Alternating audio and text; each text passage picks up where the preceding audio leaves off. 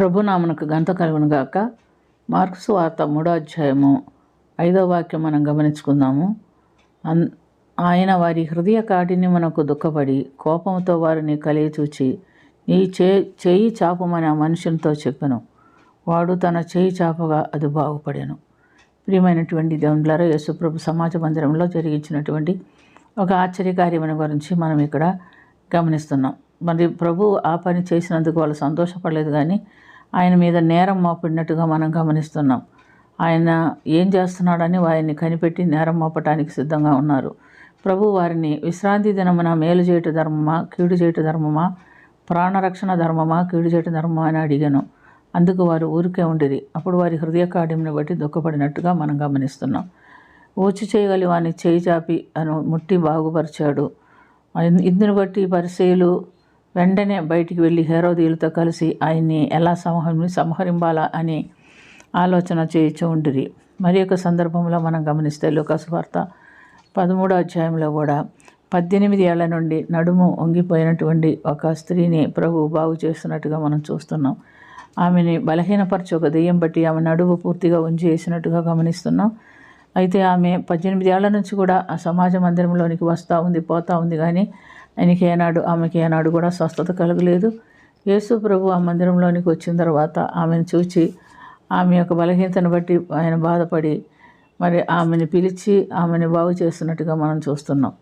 అయితే ఆ యొక్క సమాజ మందిరము అధికారి ఆయన్ని చూసి విశ్రాంతి దినమున బాగు చేయకూడదు, మిగతా దినాల్లో వచ్చి బాగుపడండి అని చెప్పినప్పుడు ఆయన అడుగుతున్నాడు, వేషధారులారా, మీలో ప్రతివాడు విశ్రాంతి దినమున తన ఎద్దైనను గాడిద అయినను గాడి ఎద్ద నుండి విప్పి తోలుకొనిపోయి నీళ్లు పెట్టరా?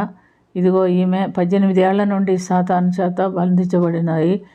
అబ్రహాము కుమార్తె అయిన ఈమెను విశ్రాంతి దినమున కట్టెలలో నుంచి విడిపించినందుకు మీరు మాట్లాడుతున్నారా అని అడుగుతున్నట్టుగా మనం చూస్తున్నాం. అందుకని ఆయన ఏం చెప్పారంటే వారితో, మార్క్సు వార్త 2వ అధ్యాయం 27-28 వాక్యాల్లో, విశ్రాంతి దినం మనుషుల కొరకే కానీ నియమింపబడిన, కానీ మనుషులు విశ్రాంతి దినం కొరకు నియమింపబడలేదు. అందువలన మనిషి కుమారుడు విశ్రాంతి దినమునకు ప్రభువై ఉన్నాడని చెప్పాను.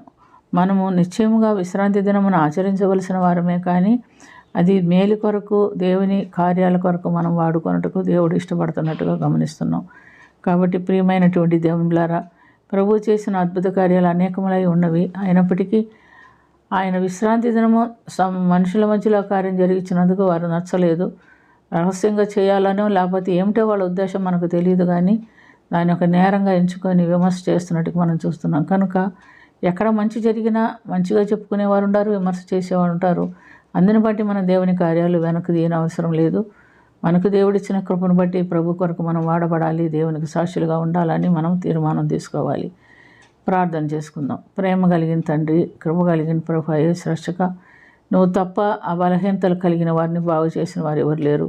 మాలో ఉన్నటువంటి బలహీనత ఏమైనదో ప్రభు, నీ కొరకు పని చేయలేని వచ్చ చేయి మాకుందేమో, నీ కొరకు చక్కగా నడవలేని జీవిత నడవడికలు మాకుందేమో, మమ్మల్ని సరిచేయండి ప్రభు. నీకు సాక్షులుగా చక్కగా నడిచేవారుగాను, నీ మార్గంలో కొనసాగేవారుగాను మమ్మల్ని సిద్ధపరచమని, దీవించమని, కరుణించమని యేసుక్రీస్తు పుణ్యనామమున అది మిక్కిలి వినయముతో అడిగి వేడుకొనుచున్నాము తండ్రి. ఆమేన్.